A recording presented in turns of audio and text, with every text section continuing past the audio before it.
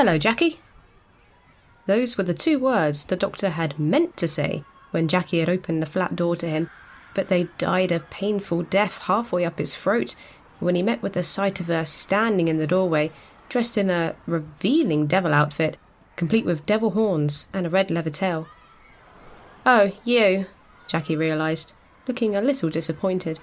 "I thought you were Sharon. Where's Rose?" "Coming," he managed to get out, just as the woman herself appeared right next to him, frowning at her mother. "Mum, what the hell are you wearing?" Rose asked. Jackie sighed, hands on her red leather-clad hips. "Doesn't Muggins here know what day he's brought you back?" she asked, nodding to the doctor. "Late October," the doctor said, before the penny dropped. "Oh, Halloween." "Come on, get in, it's bloody freezing, and you better get cozies if you're coming, and I don't want no alien invasion stuff neither," Jackie said, disappearing into her room. "Cozies?" the doctor echoed questioningly at Rose as she closed the door behind them. "Costumes," Rose reiterated, grinning. "For what?" "Halloween party," Rose said. "Powell Estate has one every year. Everyone goes." "Really?" "Really?" Rose said, giggling at his expression. "Oh," he muttered, frowning. "Is that weird?" "I dunno. I don't land on a lot of Halloweens." "What are you on about? Your life is one long Halloween," Rose pointed out. "Right, let's get you a costume and we'll go to the party properly dressed up." He raised an eyebrow. "Are you kidding?" "Come on, we can't back out now." "I'll be in the TARDIS," he said, gesturing and making for the door. Rose quickly grabbed his arm. "Oh, please," she begged, trying to be quiet. "If not, it will just be me and Mum, and she'll pass out so quick you won't have time to blink. Then we can go. Promise, yeah?" There was a pause. She batted her eyelashes. He sighed. "Fine," he said. She grinned. "Right, now, werewolf, zombie, vampire, ghost, mummy, clown, wizard, or demon?" "You won't find anything at the shop, sweetheart," Jackie said as she walked back in. "It's 5 o'clock. "Oh no," the doctor said quickly, trying to look disappointed. "Can't go. Shame." "Let me look at my wardrobe," Rose said, and disappeared into her room as Jackie left to the kitchen. The doctor sighed, leaning against the wall and desperately trying to think of a way that he could get out of this. Absolutely nothing came to mind, short of faking a heart attack, although, right now, that did seem like a fairly valid option. The doorbell suddenly rang. After a couple of seconds, it was clear neither Rose nor Jackie were going to bother answering it. The doctor sighed again and pulled open the door, revealing a little blonde girl standing there in a witch's costume, holding a basket and a broomstick. "Trick or treat," the little girl said. The doctor looked at her. "That's an amazing witch's costume," he infused, dropping to her height. "Thank you," the little girl responded politely, holding up her basket in indication. "Trick or treat," she tried again. "Oh," the doctor realised, frowning. He turned back to shout inside the flat to Jackie. "Jackie, do you have any, treats?" "Nah," Jackie called back. "Going out, aren't we? I never get 'em." The doctor turned back to the girl, smiling apologetically. "Sorry," he said. "No treats here." "But I want a treat," the little girl insisted. "Tell you what," the doctor said, reaching into his pockets and scrambling around for a moment before pulling out a handful of objects. An elastic band, a plastic bag, a pen, a ball of string, his yo-yo, and a small paper bag full of jelly babies. "Have one of these. Pick one. Go on." The girl pointed to the paper bag. The doctor was about to hand it over when he seriously wondered just how long they'd been inside his pocket. He checked them. He couldn't see anything wrong, but better safe than sorry. Well, no," the doctor said, and stuffed them back into his pocket. "They might be a little bit out of date. By about 450 years, the doctor mentally added. He tried to force the yo-yo on her instead. "Look, these are great. Better than computer games any day. Good old yo-yo. Have it, it's yours." The little girl's eyes were welling up. "I don't want a stupid yo-yo." But they're great, the doctor insisted, giving her a quick demo. How fun is that? Look. He quickly did a few tricks. See, around the world, sleeper, walk the dog, time warp, he named as he demonstrated each one. The little girl giggled. Oh, so you like it now, the doctor said, winding up the yo-yo and handing it to her. There you go. Thank you, the little girl said. You're very welcome. What's your name? Ivara, the little girl replied. Ivara, that's a lovely name, he commented. Have fun, Ivara. She left, and he closed the door, just before Rose emerged. Can't find anything, she said, as Jackie came back out. Not even a cape? What about that stuff Mickey wore? Jackie asked. No, we had to give that back to the shop, it was a rental, Rose replied. Oh no, the doctor interjected insincerely again. Rose ignored him. It's okay, the doctor's got a massive wardrobe full of stuff, haven't you? The doctor quickly realised he wasn't going to escape this particular domestic. Yeah, he muttered reluctantly. You've got tons of stuff, Rose realised as she inevitably found the costume section of the TARDIS wardrobe. There were capes, ripped dresses, animal outfits, and all manner of weird things that stretched for at least a couple of floors. She immediately began to root through. After 10 minutes of searching, Rose suddenly called him from across the room. He went over to find her staring at the Lord President of Gallifrey's outfit, an extravagant long red robe with gold trim and body armour with the seal of Rassilon. Whoa, that looks great! What is it? She asked. Outfit of the Lord President of Gallifrey, the doctor replied. You've so got to wear that, Rose said.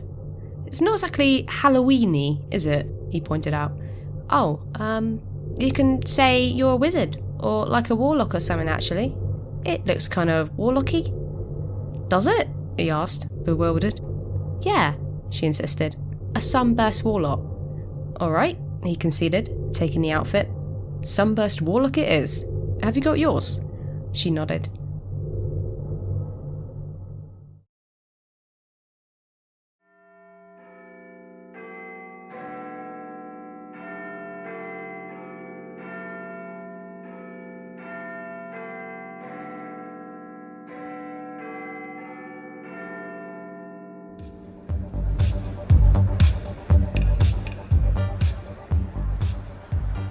They arrived at the party together at the community centre, bang on 8 p.m, where the full moon was already lighting up the sky, though obscured by cloud. Appropriate, Rose noted, nudging the doctor and pointing up at the full moon. Outside the community centre were some teenage boys all dressed as werewolves, pretending to howl at the moon together and laughing about it. Above the door hung the banner, The Monsters' Ball, and inside was a hive of activity, with multicoloured lights and a strong bass line pumping out. As they entered, the doctor took in the bizarre human scene. All around him were so many costumes, a group of children dressed up as various animals, a few drunk women who were all vampires, the DJ was the bogeyman, a few comic characters, ghostbusters, and a group of middle-aged women who were all dressed as devils. Jackie! The devils cried in a unified high-pitched shriek, tottering towards him, Rose and Jackie in their heels. Rose, darling, one of the devils said to the young woman. I ain't seen you for ages. Rose smiled. Been travelling, she answered, looking at the doctor. Unfortunately, the group of women all took that as a cue to lavish attention onto him. Oh, I love your outfit, the second devil said. What are ya? A third devil asked. Some kind of wizard. Warlock, the doctor replied, glancing at Rose, hoping he was conveying a "you've put all the attention on me, so you better sort this out" look. What's your name, love? A fourth devil asked. What's your number? A second devil asked, laughing. Hey, I saw him first, the first devil insisted. The doctor was now metaphorically being dragged kicking and screaming way out of his comfort zone. He could see Rose giggling at his expense in his peripheral vision.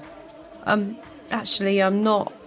Oh no, don't say you're gay, the fourth devil complained. I didn't... He struggled to find any words to say, feeling slightly like he was drowning. Anyway, ain't it blondes that turn you on? The second devil asked the first devil. He ain't blonde. Well, dye it, the first devil said, laughing. Oh my god, that look amazing, the third devil said. The doctor truly had no idea what to say. He's mine, Rose finally interrupted with a grin, taking his arm. It's no cougaring, alright? Oh no, what about Mickey? The first devil asked. Get through him, don't you, love? The fourth devil joked. Is he good? The third devil wanted to know. He's got big feet, the fourth devil pointed out. You know what that means. Or let's get a drink and dance, Jackie interrupted. The doctor never thought he'd be so relieved to hear Jackie's voice as she cut through the devils and headed straight towards the drinks table, which had a metric ton of lager bottles and a bowl of punch labelled Magic Potion. Devils followed, but not before they'd all blown him a kiss. Rose let go of his arm. Sorry, she said, laughing again. Can we go home now? The doctor asked seriously. Don't worry, they get too drunk to remember you, Rose told him. I'm hungry, let's see what they got at the buffet. Must we? The doctor moaned, but she was already heading off. He caught her up at the buffet table, where, of course, the food was entirely Halloween themed. There were a myriad of strange but really rather ingenious human creations. Skull-shaped biscuits, snot-coloured jelly with lychee eyeballs, Frankenstein's monster cupcakes, chocolate spiders, and rice on apples to make it look like maggots were just a few of the snacks available. Despite not really wanting to be in this situation at all, the doctor always had time to admire the creativity of the human race. He picked up a Frankenstein's monster cupcake. It stared right back at him, with ball bearings representing the bolts in his neck. Genius. As Rose dived into the buffet, the doctor stepped back and munched on his cupcake, waiting for her. Drugged here too, a voice said, and the doctor looked up to see a clown by the mummy sausages, looking quite jaded. I only came here because of the wife, he said, pointing at one of the devils. The doctor decided not to tell him that his wife had just openly flirted with him. Yeah, something like that, he agreed. Bloody woman, eh? The clown joked, but the doctor had already stopped paying attention to him. In the corner behind the clown was the little girl he'd trick-or-treated earlier, still in her witch's outfit, stood alone playing with his yo-yo. She looked a bit upset. Excuse me, the doctor said to the clown, and moved to the girl. Hello, Ivara, wasn't it? She nodded. Why aren't you playing with the other children? He asked. Her eyes welled up. They don't like me, she sobbed. I'm sure that's not true, the doctor said, trying to comfort her.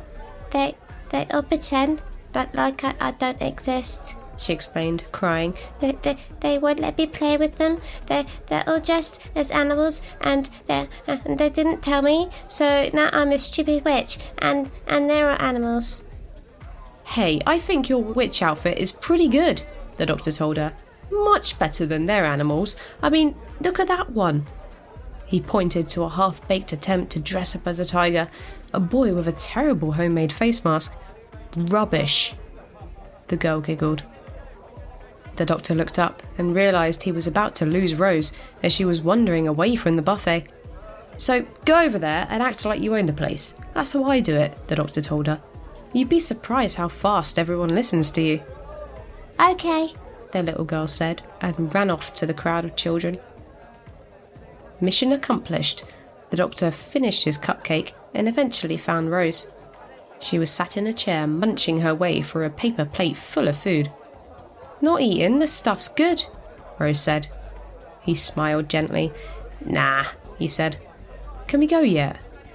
You've only just got here, Rose pointed out. Really? Feels like forever. The doctor mused, staring at her plate. So what point are we waiting for? When Mum's too drunk to notice we're dragging her home, Rose replied. Come on, loosen up a bit, have a dance and stuff. You've done parties. Didn't you have one in France with Madame de Pompadour? Call it exploration of a new and fascinating culture. The doctor smiled at that. Well, wouldn't you put it like that? You know what? I think I will get some food. Rose grinned. That's it, be brave, she mocked as he returned to the buffet table.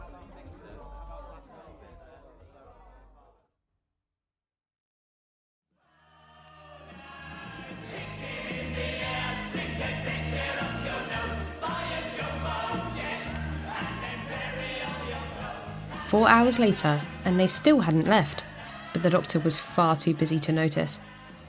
After everyone had become a little bit tipsy and joined the dance floor, it had been quite hard not to get caught up in the party spirit.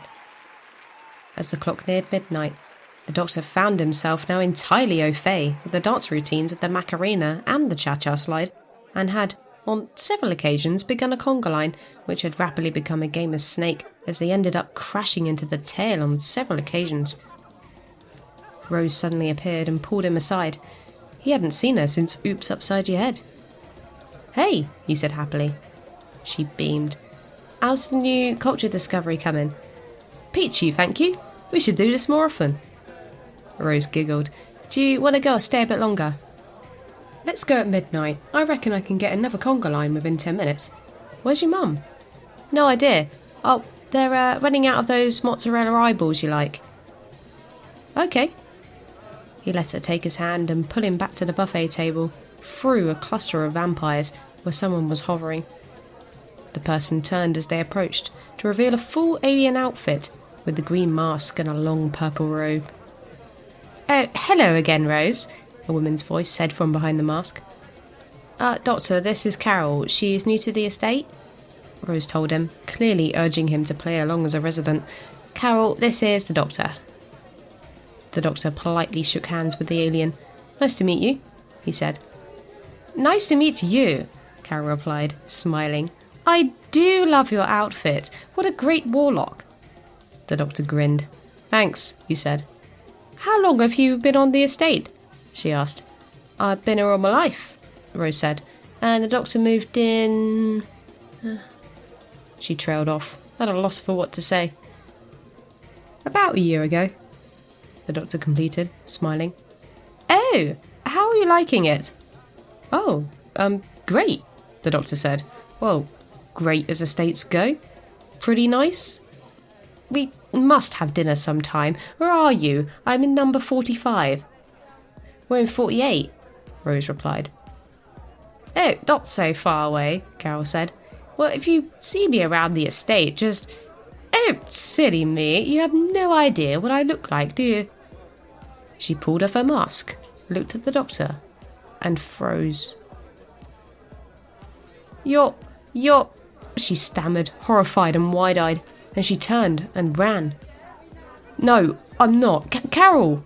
the doctor called after her, but she was already gone. He looked at Rose. "Find her." "What is it?" "She's wearing a shimmer." "A what?" "Alien in disguise," he clarified. He and Rose immediately pursued her before they were stopped by Jackie. She was very, very drunk. "Oh, sweetheart, you having a good time?" she asked her daughter drunkenly, holding onto the doctor for support. "Yeah, fine. Mum, have you seen an alien run past here?" Jackie looked at the doctor. "What kind of alien?" "A green one," he told her. "Carol?" "Yeah." "Why do you want Carol?" "She's an alien, Mum," Rose said quickly. Jackie snorted with laughter, struggling to form words. "Oh, well, that's her outfit." "No, I mean she's an actual alien in disguise." "You're saying there's an alien dressed as an alien? Stupidest disguise I ever had." "Have you seen her or not?" Rose persisted. "That way," Jackie replied, vaguely pointing off to her right. The doctor immediately dashed off, Rose in pursuit. They split up and scoured the entire dance floor.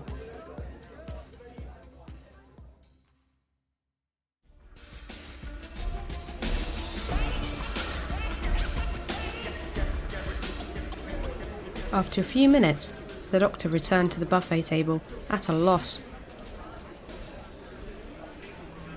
"Thank you, ladies and gentlemen, boys and girls. You've been an amazing crowd," the DJ announced on a microphone, clearly having some trouble managing to do his job with his elaborate bogeyman outfit, but eventually he managed to get the track playing. "For bed night, we've got a requested track. Get those paws and claws out for Halloween 2006. The entire drunk crowd cheered, their plastic cups filled with punch in the air.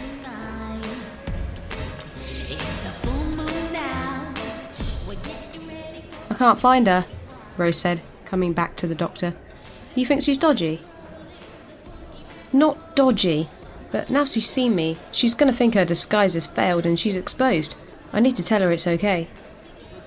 But what's she doing there? Rose asked. Dunno, the doctor confessed.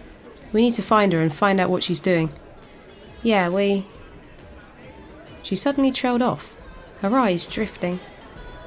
The doctor looked at her. Rose? Sorry? Rose said, snapping to attention. You okay?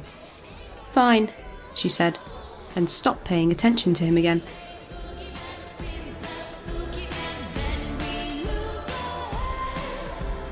Rose, he prompted. Yeah, she muttered absently, still staring at the sound desk. He urgently waved a hand in front of her face, but she was almost completely zoned out. He looked around instinctively and abruptly realised that almost the entirety of the hall had stopped dancing and drinking and was staring at the sound desk as the music continued, but he was barely listening to that.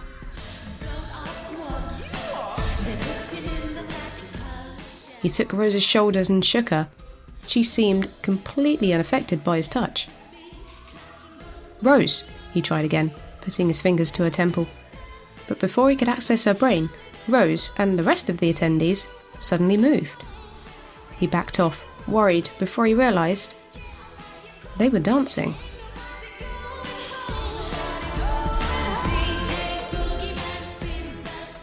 Rose, the doctor demanded, trying to pull her back. Everyone continued to dance silently to the song in some form of group hypnosis, but why wasn't he affected? Did it only target humans? Was it the song? The doctor ran to the sound desk, slipping past the hypnotised bogeyman DJ. He tried to stop the music, but the electronics of the desk didn't seem to be working at all. He pulled out his sonic and ran it over the desk, to no avail.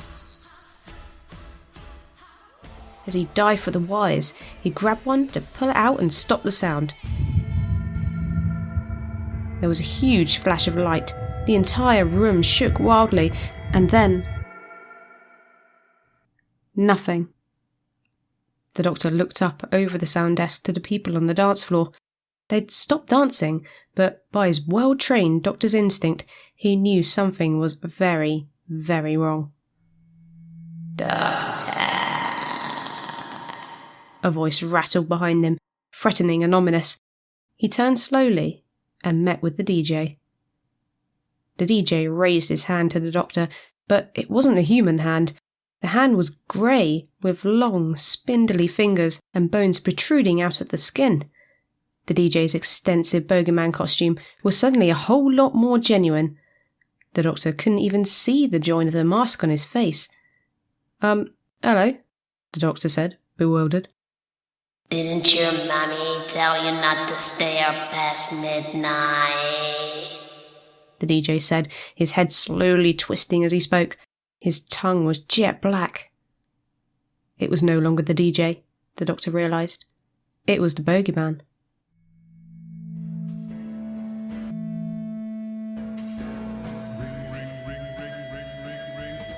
Won't happen again, the doctor chimed and darted out from behind the desk, nearly running into one of the teens dressed as a werewolf.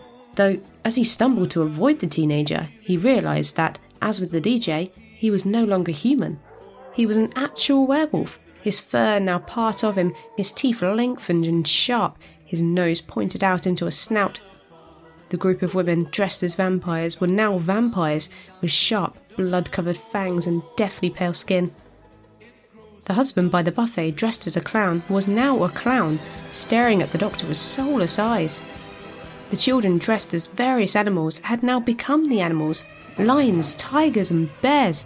Oh my, the doctor muttered, as, with a sinking feeling, he realised that every human in the room had become their costumes. One of the werewolf teenagers snarled and pounced. He ducked and dived, his giant Lord President boots squeaking loudly on the polished wooden floor as he very nearly fell over. He started to run towards the exit, searching desperately for Rose. He'd lost her. He quickly realised as he ran that Rose had probably become her costume too, which was a ghost. He rounded a corner into the cloakroom, where Jackie's cohort with devils were lingering. Their horns had sharpened, and their eyes had turned black, with their tails now parts of them, with the ends on fire. Jackie wasn't among them, and the doctor couldn't quite work out whether he was worried by that. On the one hand, he had to check that she was safe, but on the other, Jackie in devil form? "Oh, it's the doctor," one of them hissed. "Wanna do something bad?" Another one hissed, her forked tongue spilling out from between her lips like a serpent. No, the doctor said, and barged through them into a waiting area. He had to get out of the building and assess the situation, but as he turned to the entrance, he met an undead Raggedy Ann, gazing at him sadly. "I've got a pain in my sawdust.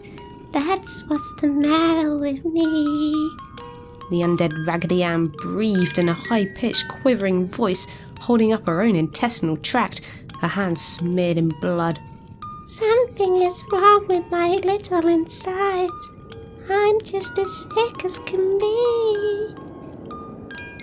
The doctor sincerely hoped the intestinal tract was make-up. He turned and tried another way out, rounding the corner into another corridor that led outside, but he stopped dead at the sight of two young girls in matching blue dresses, standing by the end door, holding hands. "Hello, Doctor," they said together in strange ethereal voices. "Come and play with us, forever and ever and ever." "Yeah, not right now," the doctor cried, and turned the other way to see if there was any other way of getting out. The door he'd come through was filling up with horror characters, led by the undead Raggedy Ann. To his right it seemed clear. He began to run, at least until he heard the strange squeaking sound coming at him from the other end. He slowed, cautious, as towards him came a tricycle, an oversized white-faced puppet with red swirls on his cheeks pedalling towards him, slowly and calmly. The puppet stopped a metre away. It turned its head and looked straight at him. "Do you want to play a game?" The puppet grated. He had to get out of here. The route he'd come up was now dominated, so he took his chances and immediately darted forward, dearly wishing he had his Converse on as he ran past the puppet, but the puppet grabbed his leg and he immediately went hurtling to the floor with a yelp. No sooner had he scrambled to his feet before he realised that in front of him was now one of the female vampires, her eyes as black as night. He barely had time to take a step before she spread her cape and dived onto the Time Lord, her fangs plunging straight into his neck. The doctor yelped in alarm, trying desperately to throw her off of him, but with some kind of superhuman strength, the vampire pushed him against the wall, absolutely cemented to his neck. He was utterly helpless to her as she began to draw his blood, horrible slurping sounds ensuing as she roughly feasted on him. Suddenly she stopped and pulled back, looking absolutely disgusted. "Alien!" she rasped, spitting out his blood before backing away, twisting in a whirl and transforming into a bat and flying off.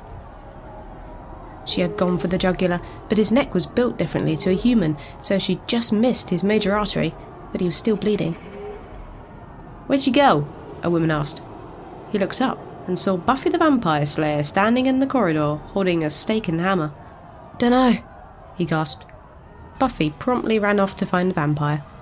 The doctor instinctively began to run again as the undead Raggedy Ann and her motley crew closed in, still holding his neck as his brain flooded with a million thoughts. He realised, with a shudder, that the transformed humans were now attacking each other.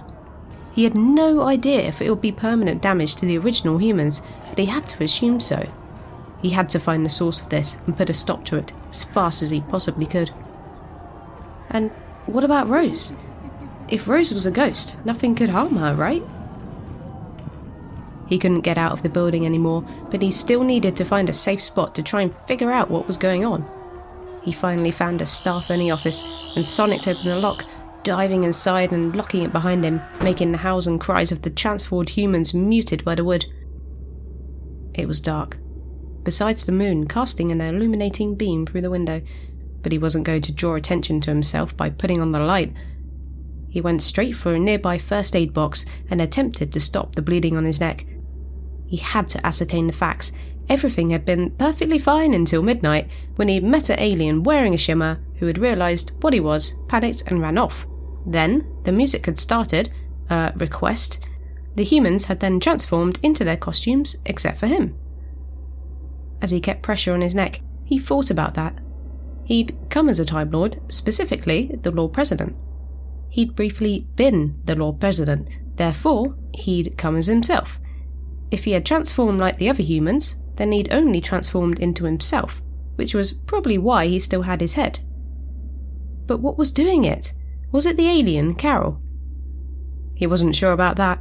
She was a Zerogan, and they weren't known for their capabilities of mass hypnosis and forced transformation. They were a peaceful race, far more renowned for their skill in cooking falafel and knitting bobble hats. He needed to find Carol, he realised. Once he'd patched himself up, he drew out the sonic again and quickly scanned the area for any alien readings, but due to the amount of anomalous lifeforms registering at the moment, he had a lot of trouble picking her out. Finally, he got a reading on the floor above. She was moving quickly. Running for her life? He moved to the door, took a deep breath, pushed the handle, and began to run. Seconds later, out stepped Darth Vader right in front of him, and the Doctor skidded to a halt. Darth Vader wasted no time in raising a single hand straight at him. The Doctor turned, trying desperately to get out of the way, but half a second later something smacked into his back, feeling nothing short of being hit by a bullet train. The Force, he dully realised, as he went spiralling up into the air, inadvertently doing a front flip and eventually slamming into the far wall with such an impact that he left a doctor-shaped dent just before he slid to the floor head first and promptly passed out.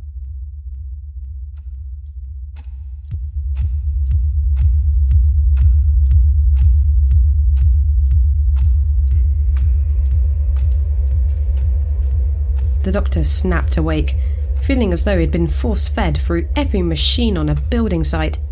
He groaned, opening his eyes to find himself in a room unknown to him, hanging upside down with his hands chained together, his Time Lord robes in a puddle on the floor below his head.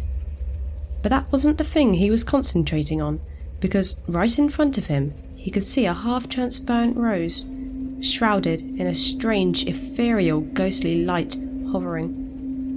Her skin was whiter than snow, her hair blowing in some wind he couldn't feel. The cut across her neck she'd done in makeup was horribly real. He tried to speak, but he was gagged, only really able to get out a strangled yelp. She didn't say a word, just hovering over him. He wasn't sure if it was his mind playing tricks, but he swore he could see the blood dripping from the wound in her neck. For a moment, they just stared at each other. Then, she faded away. Trying not to worry about her, he finally paid attention to where he'd ended up. He was chained and hanging upside down in the middle of a pentagram, surrounded by what appeared to be a group of exceptionally evil druids chanting in sync. Allah zu ogai ilu ili patuti emai tu mituti Allah zu ogai usalamituti ukali patuti. The Doctor's Sumerian was somewhat rusty, but it was enough. Evil God, God of death, raise up, that will be more numerous than the living. Evil God, God of death, rise up here and consume the living. The Doctor, not for the first time in his life, found himself seriously considering his life choices. How exactly had his day gone from eating 2 servings of a delicious full English breakfast at the world-famous Breakfast Club with Rose to him being sacrificed to summon a god of death?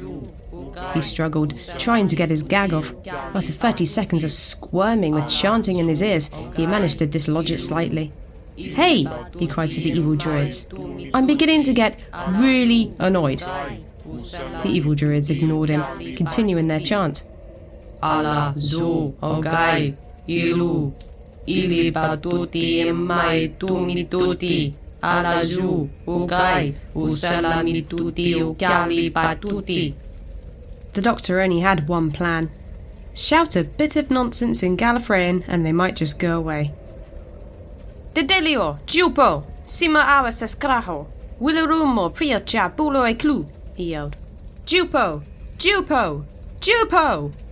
The evil druid stopped. A counter-chant! One cried, alarmed. Just before the door exploded inwards, and in came Batman and Bane in an intense fistfight. It was enough of a distraction. The doctor, with more pains than he cared to count, struggled ferociously in his bonds until finally his feet were freed and he dropped to the floor head first. His brain throbbing, he rolled out of the pentagram into the dark borders beyond, but someone met him in the shadows. He looked up. It was Avara, the little girl dressed as a witch. "Run!" he yelled at the girl, but she didn't. The druids, recovered from their shock and avoiding Batman and Bane rolling around on the floor, had started closing in to reclaim their sacrifice. Ivara held on to him and yelled Old English. Bidarin us! Astiria stananwed! The doctor suddenly felt something akin to being teleported. He snapped his eyes closed, and when he opened them, he found himself in a completely different room. She'd actually transported them, using a spell. She held out her hand over him again. Abracabenda! The chains fell away. He blinked, startled as he attempted to sit up, but stopped with the pain in his back. "Ivara?" he asked, confused. "How did you... Oh, you're a witch. Spells," he realised. What's happening? She asked, scared. "I've absolutely no idea," he confessed, struggling to get up, but the pain in his back designated he'd done something quite bad, and he cried out, freezing in position for fear of moving it and hurting himself even more. Stay still, the little girl said, and hovered her hands over him again. Pohale dog Ben, she said. Something like stars briefly exploded in front of his eyes before his pain dulled away to nothing. He frowned, sitting up and testing his back, and then checking his neck. It was all healed. Real magic, he realised, but he couldn't quite believe it. This is real magic. Huh? The little girl said. Magic doesn't exist, but this is actual magic. Whatever's happened here is an astonishing force. It can create new life forms and actually make magic real? I've never ever seen anything so powerful, but why haven't you lost your mind like everyone else? He pulled out his sonic and ran it over her. She looked a little bit nervous at that. Right now, she was registering as an anomalous life form, but the basic components of a human are all there. It's not your age, else the other kids would be the same too, he reasoned out loud, putting his sonic away. And it's not because you're a witch, because there are other witches too. So, why? What's happening? She suddenly asked, sounding scared. The doctor stopped thinking of a million mad reasons and pulled her into a hug. "Stick with me," he said. "I'm going to put a stop to this. Nothing is going to hurt you. You hear me?" The little girl nodded. "Right, we need to get to Carol," he said, fishing out his sonic again. "She might be able to explain what's going on. Don't suppose you can do your teleporting thing again? That worked a treat last time." Ivara shook her head. "Used up for now? Okay." He scanned for Carol for the second time. She was on the same floor as them, still moving fast. "Allons-y," he said, pocketing the sonic and taking Ivara's hand, leading her out of the door.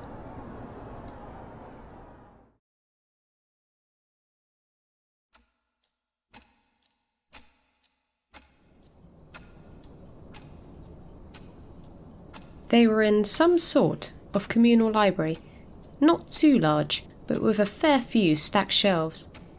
They were in the children's section, full of large, thick picture books with cartoon animals staring at them from all angles. It was quiet. Too quiet. Cautiously, the doctor led Ivara by the hand through the section, avoiding colourful beanbags and tables full of scattered children's picture books of pumpkins, ghosts and vampires. Somewhere a clock was ticking, loud and reverberating, constantly checking the area, the doctor had never been more alert, so much so that when his keen Time Lord hearing picked up the slight rustle of paper, he stopped dead with his leg in midair, tightening his grip on Ivara's hand. Nothing happened. He peeked around the corner. There was a window slightly ajar and a newspaper on a desk below it. As he watched, the newspaper rustled again. Just the wind. He was getting jumpy. Gesturing for Ivara to stay put, he moved forward to close the window. It was distracting him too much.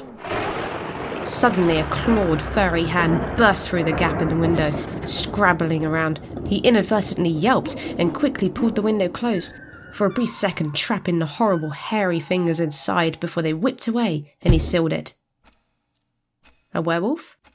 Something else? He quickly checked his hands to see if he'd been scratched, but he was fine.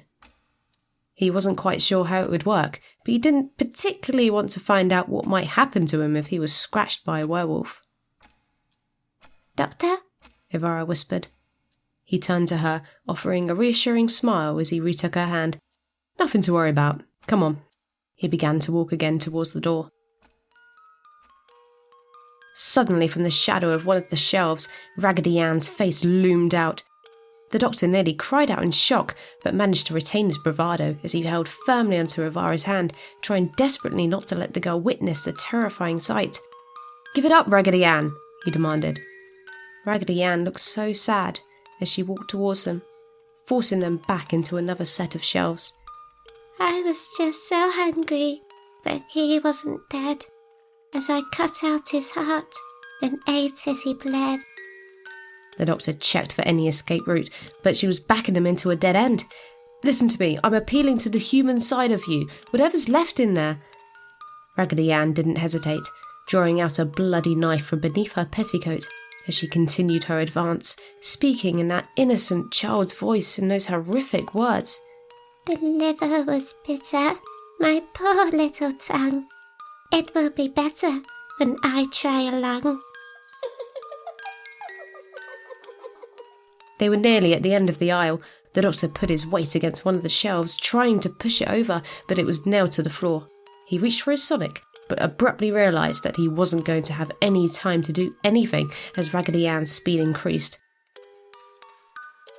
Instead, he began to hurl out the books to create enough space for Ivara to get through. He all but pushed the girl to safety before turning back to Raggedy Ann, only to find a knife inches from his stomach. Why do you run, oh medicine man? Don't you have some meat for hungry Raggedy Ann? "Listen to me," the doctor said, pleading. "You don't have to do this. You're under some sort of hypnotic metamorphosis." She pulled back her arm. There was nowhere left to run. Suddenly something launched out of the shadows directly onto Raggedy Ann. He rapidly decided that he couldn't do anything for her, and without even a look at the creature, he scrambled up the shelves and over the top, looking down into the next aisle where Ivara was waiting anxiously. "Run!" he hissed at the little girl, who turned tail and ran.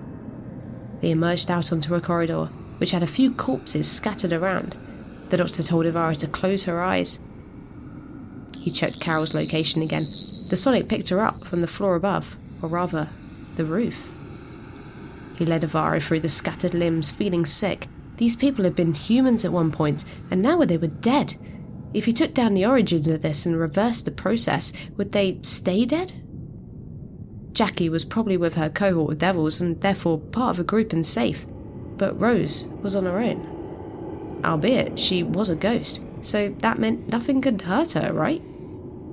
He suddenly felt a little bit sick as he recalled seeing the group of Ghostbusters earlier that evening. He quickened his pace.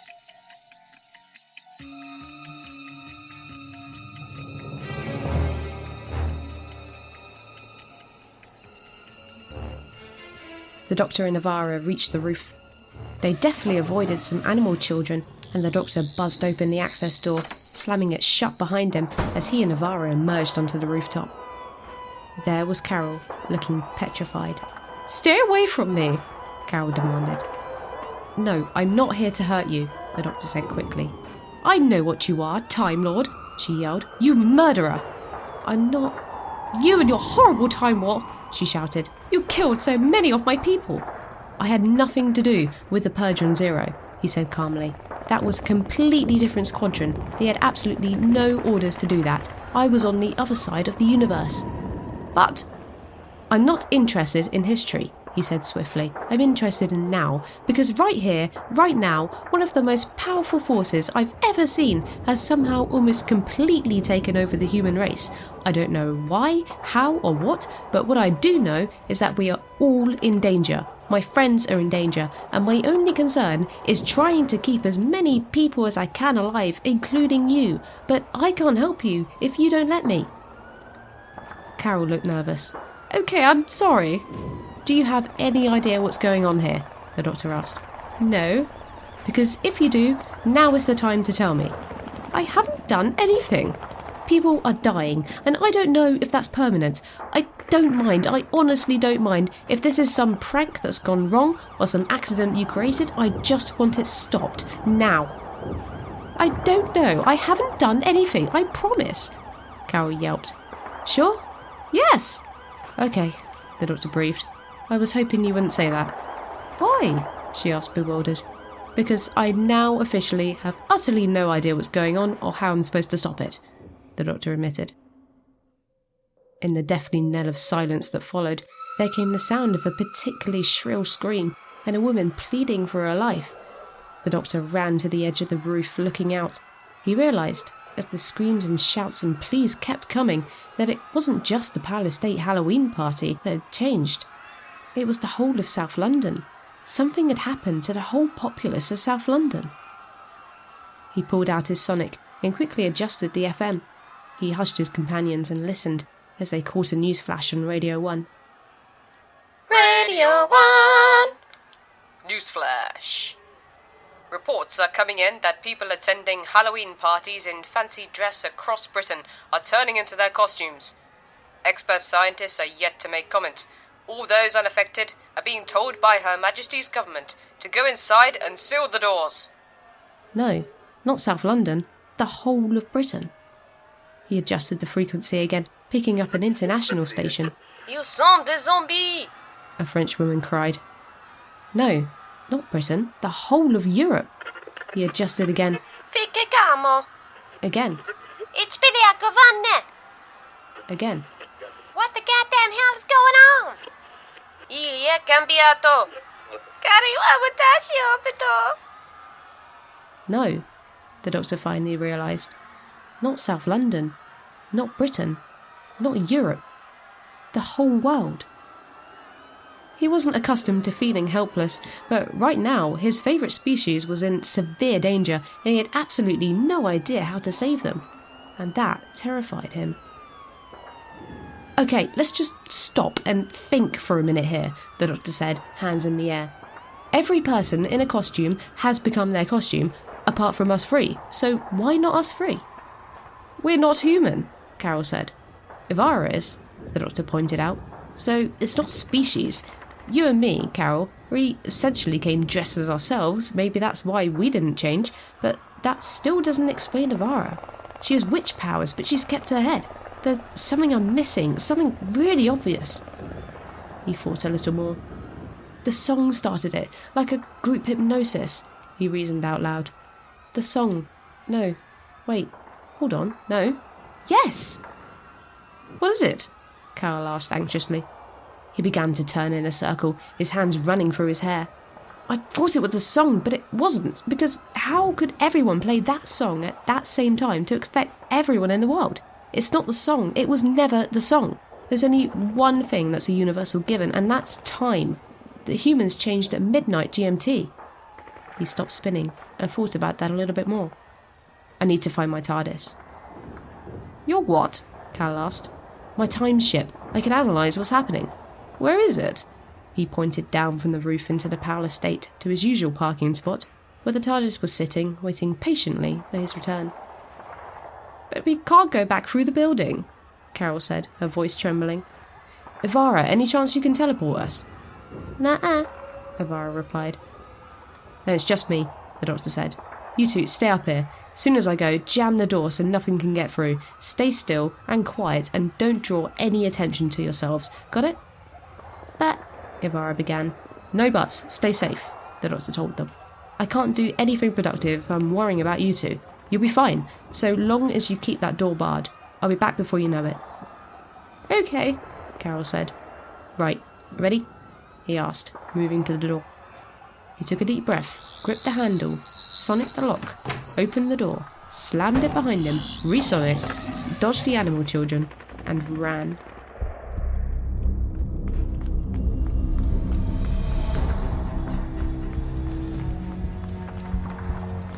Once again, the doctor found himself doing a Halloween slalom as he weaved his way through the community centre's corridors, full of all manner of manifestations people thought appropriate to wear to a Halloween party, including Bill Gates, a giant pizza slice, and a small T-Rex.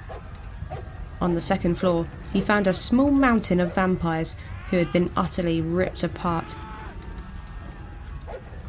By the struggles of some of the ones alive, he knew that the werewolf, or werewolves, plural, had to have only just come through here. He couldn't do anything for the ones still alive.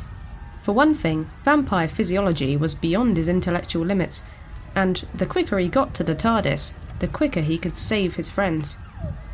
So he picked his way through the dead and dying undead and reached the stairwell to the ground floor, just in time to witness a tornado of swirling blackness through the window, with someone in the centre who, if the doctor was not mistaken, was probably the god of death the evil druids had been trying to summon earlier, which meant they had probably found an alternative sacrifice.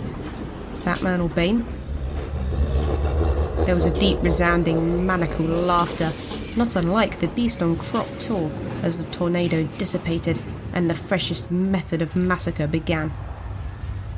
He sped up, skipping down the steps and emerging onto the ground floor, where he encountered 3 Oompa Loompa in mid-song.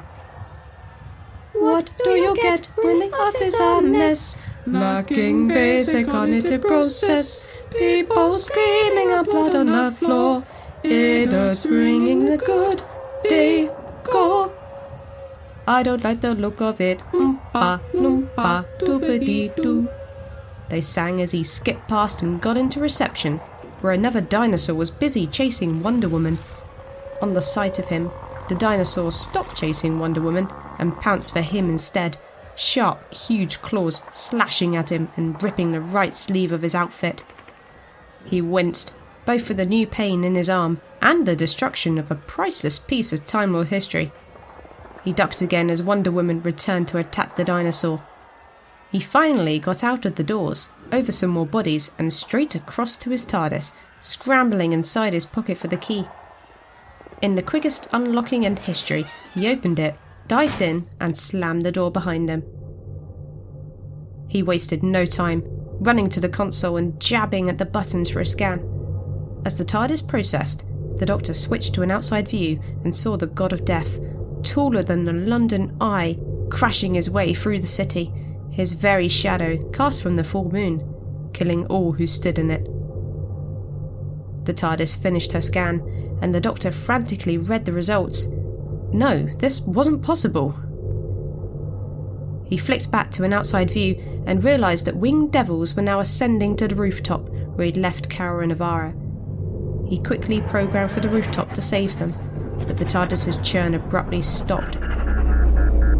The lights began to flicker, with the TARDIS badly groaning.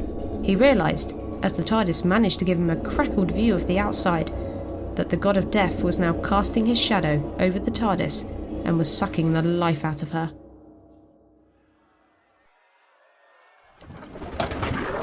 Carol screamed as winged devils descended on them, their claws out and their sharp teeth bared. Ivara quickly stepped in front of Carol, throwing up her hands to cast a shield. "Sheldon!" she cried, and immediately a strong shield burst into life, covering her and Carol. The nearest winged devil bounced off harmlessly, followed by 2 more.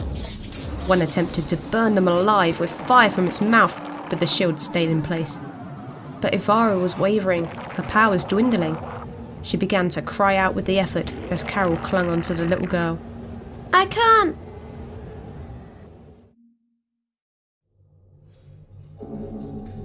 The doctor knew he had to wait until the god of death's shadow had passed before he could get to Carol Navarra, and all he could do was stand there in the faux strobe lighting, waiting and hoping that nothing would enter the TARDIS whilst the TARDIS's defences were down and she was busy protecting him. He dared to check his arm as he glanced over at the door, and as the TARDIS lights flickered, he realised with a small jolt of panic that Rose was standing there in a bloody wedding dress, gazing at him with soulless, dead eyes. After he'd managed to recover from the initial shock, the doctor dared to step forward to her. "Rose, you're seeking me out," he realised as the lights continued to flicker. "You've been looking for me. That means there's something of you left inside there. If you can hear me, please say something." She didn't speak, just gliding slowly towards him, her eyes filled up with unfallen tears. "Whatever's taken hold of you, you're stronger than it," the doctor persisted. "You can fight it. Just let me know you're still in there, somewhere, please?" Help! She gasped in a strange ethereal voice. The doctor's eyes widened. "Rose? Was that you?" And my suffering. The doctor paused, and his shoulders fell, disappointed. "That's not you." Stop the pain. "I'm trying," he muttered. Join me! She suddenly shrieked and dived towards him. He didn't have any time to get out of the way as she passed straight through him, causing him to gasp wildly as a rush of emotion and weirdness shivered its way through him from head to toe. He didn't feel Rose's presence in there at all. He whirled around, but she was gone. The TARDIS lights finally came back on, and he dived to program to get to Carol Navarra. The TARDIS, with a little effort, churned. Eventually, the terrified, cowering figures of Carol Navarra pulsed into existence inside the time capsule, with a rapidly shrinking, semi-transparent magic shield encasing them both. Carol looked at her new surroundings, alarmed, until she saw the doctor, who was rushing over even before the TARDIS had fully landed. The shield disappeared, and Ivara collapsed. "Ivara!" the doctor cried, reaching the little girl. She gave it her all, he realised, checking her life signs. "She's okay, just drained." What is this place?" Carol asked, stunned. "TARDIS," the doctor replied. "Oh, yes," Carol mused. "And right now, things don't look good." "Why?" "The TARDIS is insisting that nothing's wrong. Time's running smoothly. Nothing's strange, nothing's odd." "But—" I know, the doctor murmured, running a hand through his hair. He tapped at the console controls again, bringing up the BBC News, with newsreader George Alagaya remaining highly professional. "It is understood that a giant devil-like creature is now walking through London, killing all in its path. Officials have told all those unaffected to stay indoors and seal themselves inside. The time is 50 minutes past midnight, and the headlines tonight. It has been reported across the world that Halloween partygoers are changing into their costumes and attacking others in a seemingly mindless state. Reports of deaths in their thousands are flooding in. The emergency services have told everyone to stay safe, and only to dial 999 if there is a life in absolute danger. Prince Harry is among those affected." The doctor stabbed the off button. Not having a clue what was going on was seriously beginning to irritate him. "Midnight, everyone changed," he said out loud. "Some sort of powerful technological thing which is so advanced that not even the TARDIS can detect it? Seems unlikely. But that only means it's a natural event. But how exactly is this natural? What naturally happened at midnight that could possibly cause this?" He looked at Carol, and then at the little girl who was sitting up. "Ivara, okay?" he asked. The little girl nodded. What's happening? She asked. "Working on it," the doctor told her. "So, anyone? What actually happened at midnight?" "It went bright and the room shook," Carol said. "Light." The doctor turned it over in his head. "But the only natural source of light is..." "My head is so stupid," the doctor yelled, wide-eyed. "Rose saw it straight away, of course you did. The moon." Something happened to the moon at midnight. I don't know, the sun caught it at just the right angle, some small meteoroid hit it, whatever happened. The moon suddenly got brighter and changed its orbit, causing a little earthquake and a huge flash of light, and then that changed everyone into their costumes? Now that's daft, but it's something to do with the moon. So, the doctor groaned loudly. Whatever's happened should stop when the moon goes, but that might not be for hours yet. Okay, we're going to the moon. He began to program, before catching Carol and Navarra's looks. Oh, sorry, yeah. Everyone okay with that? He got 2 very apprehensive nods back. Okay, fly me to the moon, he declared, and pulled the handbrake, and the TARDIS began to churn. Seconds later, they landed with a bone-crunching jolt on the moon's surface, and the doctor initiated a scan. The results processed, and again he was left feeling quite bewildered. Nothing's wrong. Nothing. Same place, same everything. I don't understand, the doctor moaned, banging his head on his palm. This doesn't make sense. He was getting very, very desperate. He piloted straight back to the Powell Estate, dodging his impromptu passengers as he ran out of the door. Chaos was still reigning. There was a sudden scream behind him. It was Carol, with a mummy lumbering after her, his ancient bandages flapping in the breeze. Carol! The doctor cried, but she was already gone. Ivara ran to him, hugging his leg for protection. Doctor! She sobbed, terrified. It's okay, everything's going to be okay, he told the girl. I promise. I don't want to die, she cried. Please don't let me die. I won't. You're going to be fine. He trailed off as he looked back up and realised Rose's ghost was back, hovering just a little way in front of him. Rose, he cried. Talk to me. Help me out here. She gazed at him sadly. Give me something, he begged. There's got to be something of you left in there. Give me some hope. She opened her mouth, trying to say something. He waited patiently, willing her to succeed and communicate, when suddenly there was an almighty blast of red light consuming Rose. She screamed and abruptly exploded into green ectoplasm, coating the concrete and the Ghostbuster who had shot her. For a moment, the doctor just stared in utter disbelief at the pile of green goo on the ground, as the Ghostbusters cheered and high-fived each other. You killed her! He screamed. You killed Rose! She was a ghost? One of the Ghostbusters pointed out, but the doctor wasn't listening. He was spiralling down, back into the depths of his emotions, to a place he'd sworn never to go back to. Anger filled every pore of his skin, burning hot as he stared at the pile of ectoplasm that had been her. He immediately strode towards the Ghostbusters, following his impulse. He didn't even know what he was going to do to them when he got there, but he wanted them to suffer. His Rose, his beautiful, clever, amazing Rose. They were going to pay. Not that he was listening, but over the total absence of cars driving, Big Ben chimed to mark 1 a.m. But then there was another chime, and another, and then another. This wasn't right. The doctor stopped, alarmed as the light of the moon suddenly increased 100-fold and the ground shook beneath their feet. A huge, inexplicable wind picked up, blowing him back into the TARDIS doors with Ivara screaming and clutching onto him. The doctor found himself suddenly falling through nothing as he felt the spin of the earth suddenly stop and turn on itself to revolve the other way. They were going backwards in time, he realised as the world changed around him. The Ghostbusters coming back, the killing shot withdrawn back into the gun, Rose reappearing and then disappearing. Werewolves running back, the god of death reappearing, striding backwards into the tornado that created him. Bodies coming to life, vampires jumping up, the dinosaur and Wonder Woman running backwards across the Powell Estate. The creatures running back into the community centre, and more bodies coming back to life. People screaming backwards as the speed picked up. Cars beginning to resume their driving, more creatures going backwards into the community centre.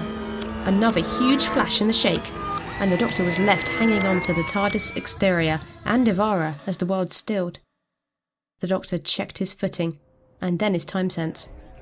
It's midnight again, he realised, standing up. He could hear the sound of the song that had started it playing, and the cries of happy, drunk crowds. Holding Ivara's hand, he ran to the community centre, where everyone was back to their normal selves, laughing and dancing in the disco lights. The teenagers were back to normal, the clown, Wonder Woman and Buffy were chatting, and the evil druids were drunkenly doing the robot dance in sync. "Rose!" he cried, before he spotted the ripped bloody wedding dress and blonde hair across the room. He darted to her. "Where'd you go? You were right next to me and then you vanished," Rose told him. "Did you find Carol?" He quickly hugged her, testing her solidity. "What?" she asked. The doctor ignored her, watching over her shoulder as undead Raggedy Ann fell over into a potted plant and had to be helped up by one of the vampires he'd last seen ripped apart on the first floor. He then drew back and quickly scanned Rose with his sonic. Completely human and completely alive.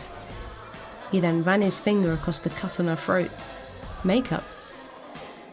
He hugged her again, utterly relieved. "You're alive," he breathed. "You're alive." "What? When was I dead? Where's Carol?" "I dunno, that was the old point, wasn't it? Doctor, please, you're being all weird and you got blood on you." The doctor ignored her again, scanning the room. He spotted Carol hiding behind the speakers. Before she noticed him, he ran to her and took her arm. "Carol, get away from me!" The doctor frowned. "What? You've reversed too?" "I know what you are, Time Lord," she yelled, ignoring him. "You murderer!" She ran off into the crowds. There was little point in pursuing her. "Doctor, what the hell?" Rose asked, taking his arm. "You've cut it." "She doesn't remember it. None of it." "Remember what?" The doctor looked back at Ivara, who was smiling from ear to ear. "You remember, right?" She nodded. "It definitely happened then. It happened." "What happened?" Rose persisted, getting annoyed. He suddenly felt a tug on his robe. He looked down to Ivara, who was smiling.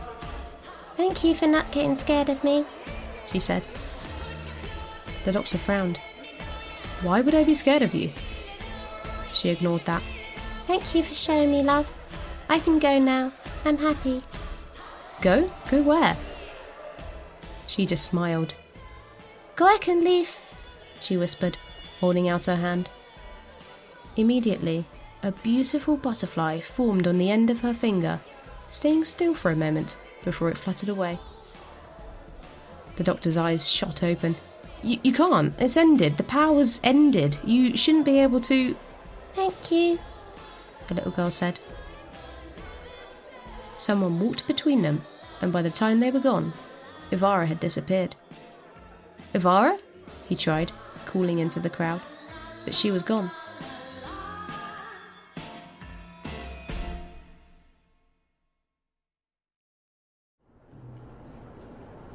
Bring out Elizabeth Selwyn.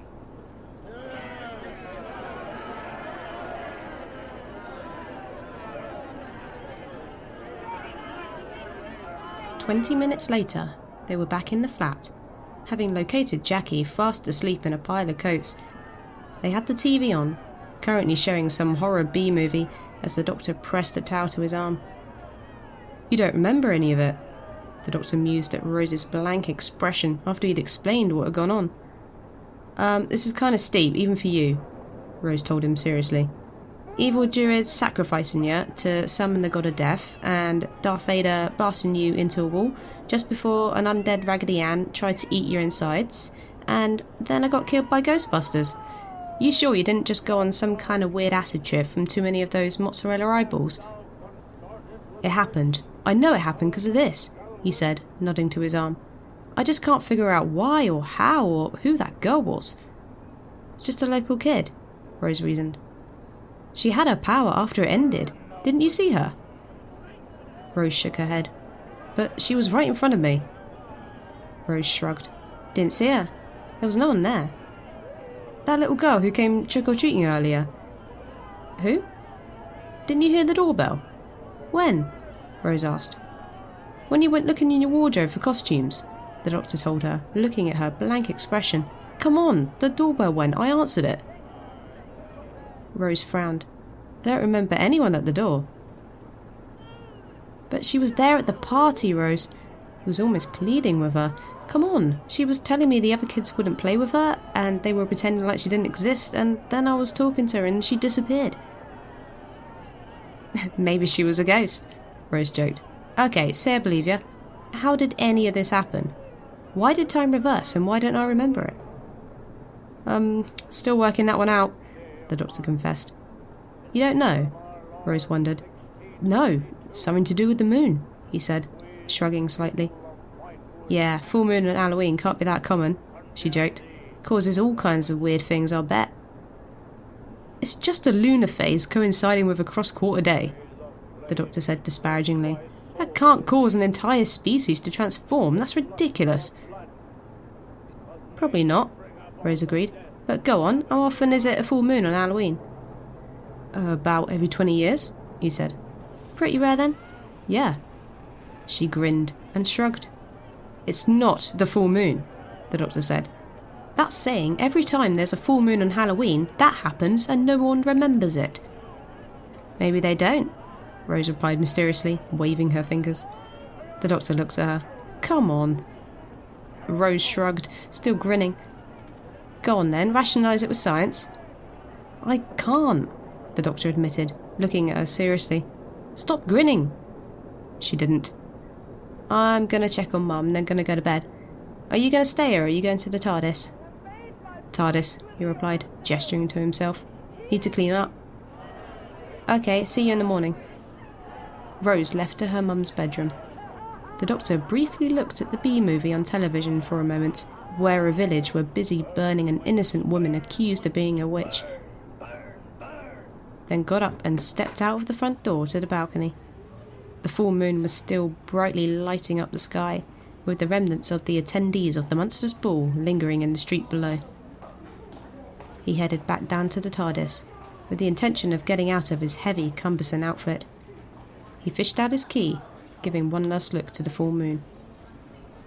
He realised that maybe there were some things in this universe that he would never reduce to science. He stepped inside the TARDIS. As the door of the TARDIS closed, Ivara appeared in the witch's outfit that she'd been condemned to die in. For the first time in 450 years, she finally felt loved and accepted. She looked directly at the blue box, raising her hand. The witch's cloak slipped off her arm slightly, where the horrible deep burns from her execution were thick and ugly. Bjorgen Heine Kost, she whispered, her final spell. The TARDIS briefly glowed. She smiled, took out the yo-yo the doctor had given her, and began to play as she faded away. Protect him, always.